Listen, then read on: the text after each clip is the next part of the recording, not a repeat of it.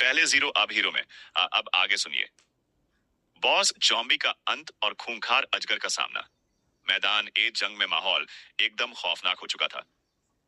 उस boss zombie ने जैसे ही दहाड़ मारी, उसकी उंगलियों के सड़े हुए नाखून किसी धारदार खंजर की तरह लंबे और नुकीले हो गए। वो पूरी रफ्तार से सूर्या की तरफ लपका। सूर्या, जो अभी अभी कई जॉम्बीज को काट काट कर ढेर कर चुका था, इस वक्त सिर से पैर तक ताजे, काले और बदबूदार खून से सना हुआ था। वो खुद किसी हॉरर फिल्म के खूंखार विलेन जैसा दिख रहा था, पर असली शैतान तो उसके सामने था। सूर्या ने बचने की कोशिश की, पर वो बॉस जॉम्बी लिटरली बिजली की रफ्तार से आया। धड़ाम! एक जोरदार धमाके के साथ वो जॉम्बी सीधा सूर्या के ऊपर आ चढ़ा। सूर्या पीठ के बल जमीन पर गिरा और उसकी सांसें फेफड़ों में ही अटक गईं। जॉम्बी का सड़ा हुआ, खौफनाक चेहरा सूर्या की गर्दन के बिल्कुल पास था। उसने अपना जबड़ा खोला, जिससे गाढ़ा काला खून और पीप टपक रहा था। वो सूर्या की जुगुलर वेन गर्दन की नस को चबाने ही वाला था कि सूर्या ने अपने हाथों से उसकी गर्दन को कसकर पकड़ लिया। शिट! हट साले! सूर्या ने अपने पैर से कोड़े और पूरी ताकत से जॉम्बी के पेट पर लात मारी। साथ ही उसकी दोनों कलाइयों को अपनी लोहे जैसी पकड़ से जकड़ लिया। दोनों के बीच एकदम डू और डाई वाली कुश्ती चल रही थी। जॉम्बी के मुंह से इतनी गंदी सड़ांध आ रही थी कि सूर्या का जी मिचलाने लगा। दांत पीसते हुए सूर्या चिल्लाया, अबे ओए, तुझे पता है तेरी सांस से कितनी गंदी बदबू आती है? साले, म्यूटेट होने के बाद कभी ब्रश नहीं किया क्या? उधर यशवंत अपनी ही लड़ाई में फंसा था। नए नए जॉम्बी मलबे से निकलकर उस पर हमला कर रहे थे। उसके पास इतना भी टाइम नहीं था कि वो मुड़कर अपने दोस्त की मदद कर सके। सूर्या की ताकत जवाब दे रही थी। जॉम्बी के नाखून उसके सीने के पास पहुंच रहे थे।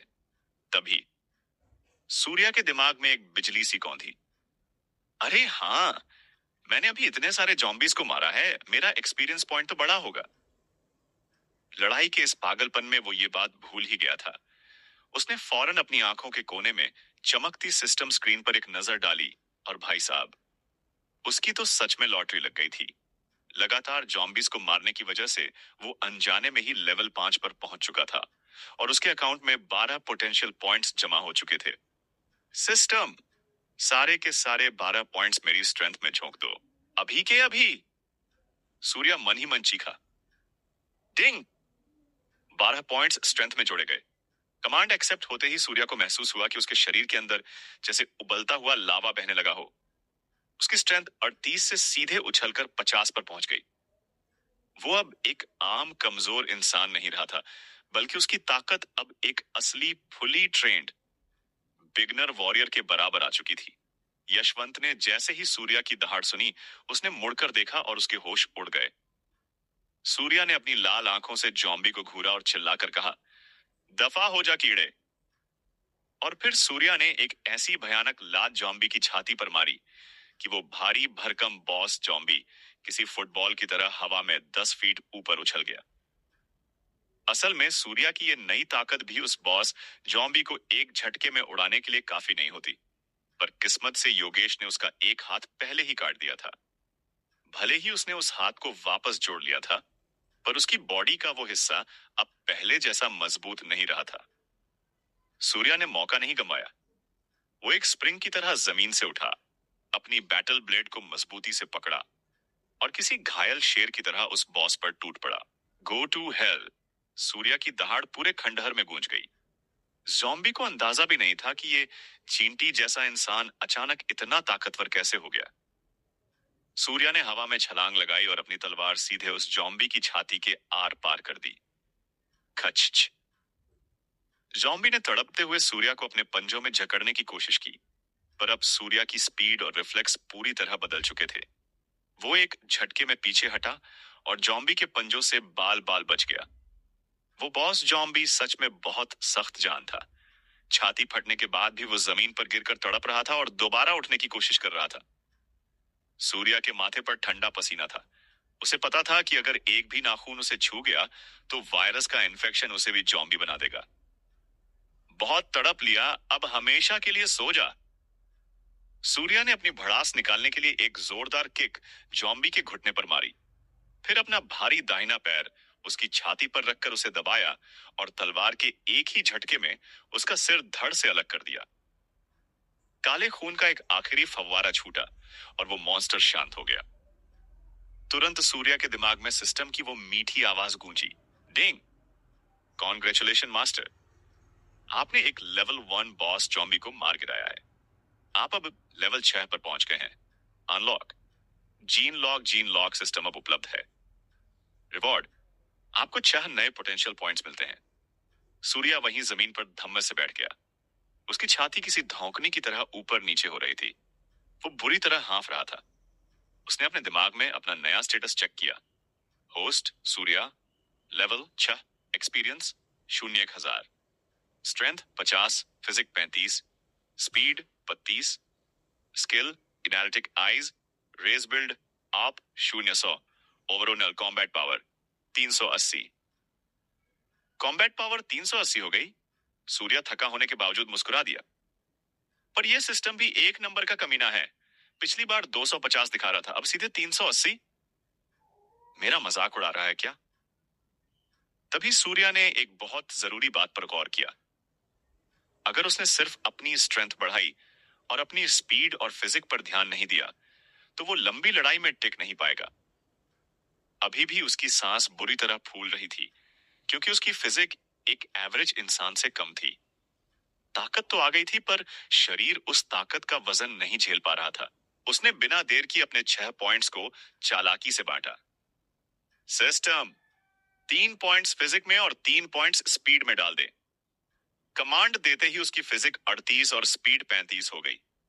तुरंत ही उसकी थकान कम होने लगी, सांसें नॉर्मल हो गईं और शरीर एकदम हल्का और फुर्तीला महसूस होने लगा। तभी सूर्या की नजर सिस्टम के नीचे की तरफ गई, जहां एक नया आइकॉन ब्लिंक कर रहा था जो जंजीरों से बंधा हुआ था। उसने पढ़ा, जीन लॉक। पुरानी दुनिया की नॉवेल्स पढ़कर वो जानता था कि इंसान ब्रह्मांड का सबसे पेचीदा जीव है। हमारे जीन्स का एक बहुत बड़ा हिस्सा सोया हुआ होता है। अगर कोई उसे अनलॉक कर दे तो वो इंसान नहीं, सुपर ह्यूमन बन जाता है। ये वो ताकत है जो इंसानियत की हर लिमिट, हर फिजिक्स के रूल को तोड़ देती है। सूर्या ने एक्साइटमेंट में कांपते हाथों से उस आइकॉन पर टैप किया, पर स्क्रीन पर लाल अक्षर चमकने लगे। वार्निंग, आप अभी लेवल 15 पर नहीं पहुंचे हैं। आप इसे अनलॉक नहीं कर सकते। शिट, हर जगह पाबंदी है। सूर्या ने झल्लाकर मन ही मन गाली दी, पर फिर खुद को तसल्ली दी। कोई बात नहीं, इन सड़े हुए ज़ॉम्बीज को काटकर लेवल 15 तक पहुंचना कौन सी बड़ी बात है। आज नहीं तो कल ये भी अनलॉक हो ही जाएगा। सूर्या, ओए भाई, ठीक है। यशवंत भागता हुआ आया। उसने अपनी तरफ के सारे छोटे ज़ॉम्बियों को निपटा दिया था। हाँ भाई, एकदम चकाचक। सूर्या मुस्कुराते हुए खड़ा हुआ। पर जैसे ही वो खड़ा हुआ, उसे खुद एहसास हुआ कि उसके कपड़ों से मरे हुए ज़ॉम्बीज के सड़े हुए खून की इतनी गंदी बदबू आ रही थी कि कोई भी इंसान सूंघ कर ही कोमा में चला जाए। पर सूर्या को अपनी बॉडी में एक नई ऊर्जा, एक नया नशा महसूस हो रहा था। उसने आगे की तरफ घने जंगल और टूटी फूटी बिल्डिंग्स की ओर अपनी तलवार से इशारा किया। चलो भाई, अंदर चलते हैं। असली माल और एक्सपीरियंस पॉइंट्स तो वहीं मिलेंगे। वो शहर अब किसी राजा महाराजा की वीरान हवेली जैसा खंडहर बन चुका था। चारों तरफ मौत का सन्नाटा था। जैसे जैसे वो आगे बढ़े, उन्हें एक बड़ा सा जंग खाया हुआ लोहे का बोर्ड दिखा, जिस पर खून जैसे लाल रंग से लिखा था, फॉरबिडन एरिया, बिगनर वॉरियर्स का आना सख्त मना है। ये वही खतरनाक इलाका था जिसके बारे में टीचर साक्षी ने उन्हें कड़क वार्निंग दी थी। यहाँ के म्यूटेंट जानवर और जॉम्बीज बिगनर लेवल से कहीं ज्यादा खूंखार और एडवांस थे। यशवंत की तो ये बोर्ड देखते ही हवा टाइट हो गई। सुनना भाई, अंदर नहीं जाते यार। देख, बोर्ड पर क्या लिखा है। हम तो अभी कल के पैदा हुए वॉरियर हैं। जुम्मा जुम्मा 8 दिन भी नहीं हुए हमें ये सब करते हुए। यहाँ के जानवर हमें कच्चा चबा जाएंगे और भाई, कसम से घर वालों को अंतिम संस्कार के लिए हमारी हड्डियां भी नहीं मिलेंगी। सूर्या उसकी बातों को पूरी तरह अनसुना कर रहा था। उसे तो बस एक्सपीरियंस पॉइंट्स की भूख थी। अरे डरपोक, अंदर चलकर बस एक नजर दूर से देखते हैं ना, क्या पता कोई कमजोर शिकार मिल जाए। दोनों दबे पांव उस खतरनाक इलाके में दाखिल हुए। सूर्या, ओए, अचानक यशवंत की आवाज बुरी तरह कांपने लगी। वो डर के मारे सूर्या का हाथ जोर जोर से खींचने लगा। अबे क्या है? हाथ क्यों उखाड़ रहा है मेरा? सूर्या ने छिड़कर मुड़कर देखा, पर जब उसने यशवंत का चेहरा देखा तो उसके भी तोते उड़ गए। यशवंत का चेहरा सफेद कागज जैसा पड़ चुका था। उसकी आंखें फटी हुई थीं और उसकी कांपती हुई उंगली सामने एक विशाल सूखे हुए पेड़ की तरफ इशारा कर रही थी। सूर्या ने उस तरफ देखा और उसकी भी आंखें फटी की फटी रह गईं। वहां एक पेड़ की मोटी डाल पर एक सांप लिपटा हुआ था। पर भाई साहब, वो कोई मामूली सांप नहीं था। वो एक विशालकाय पाइथन था, जिसका शरीर किसी तेल के ड्रम जितना मोटा था। उसकी आंखें खून जैसी लाल थीं और उनमें एक खूंखार शैतानी चमक थी। सबसे डरावनी बात यह थी कि वो सांप अपने आसपास के पत्तों और डालियों के हिसाब से गिरगिट की तरह अपना रंग बदल रहा था। इसी कैमोफ्लेज की वजह से सूर्या और यशवंत उसे अब तक देख ही नहीं पाए थे। सूर्या ने फौरन घबराहट में अपनी एनालिटिक आई एक्टिवेट की।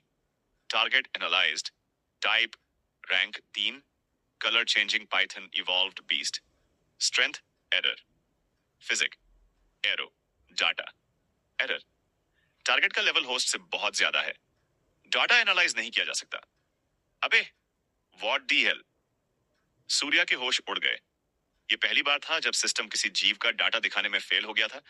इसका सीधा सा मतलब था कि ये पाइथन सूर्या की सोच, उसकी ताकत और उसकी औकात से कहीं ज्यादा ऊपर था।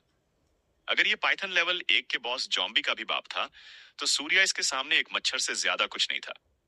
जैसे ही उस विशालकाय अजगर ने अपनी फुफकार मारी और 1 मीटर लंबी कांटेदार जीभ बाहर निकाली, सूर्या को साक्षात अपनी मौत अपने सामने नाचती हुई दिखी। अबे ओए मोटू, भाग! अपनी जान बचा के भाग! सूर्या अपनी पूरी जान लगाकर चिल्लाया। उसके माथे से पसीने की ठंडी बूंदें टपकने लगी। उसने एक पल की भी हीरोपंती नहीं दिखाई। फौरन यशवंत का हाथ पकड़ा और पूरी ताकत से पीछे की तरफ ऐसे भागा जैसे उसके पीछे यमराज खुद भैंसे पर बैठकर पड़ गए हों। क्या सूर्या और यशवंत इस रैंक 3 के खूंखार शिकारी से बच पाएंगे? क्या ये छलावे वाला अजगर उनका पीछा करेगा? और अपनी जान बचाने के लिए सूर्या अब कौन सी नई और खतरनाक चाल चलेगा? जानने के लिए जुड़े रहिए, क्योंकि एबिस का असली खौफ तो अब शुरू हुआ है।